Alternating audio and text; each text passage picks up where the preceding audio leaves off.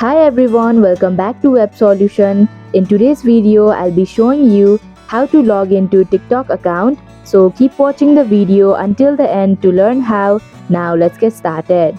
First of all, open TikTok app. Now click on the profile option in the bottom right corner. Then tap on login button. Here click on add existing account option. Here, if you had used your phone number or email address or username, then click on use phone/email/username option. Or if you had used your Facebook or Google or Twitter or Instagram account, then click on those options respectively. In my case, I had used my Facebook account, so I'll click on continue with Facebook option. And that is how you can log into TikTok account.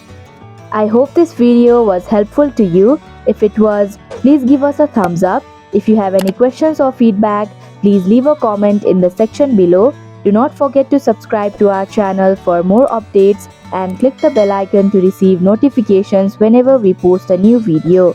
We'll be back soon with a new video. Thank you for watching.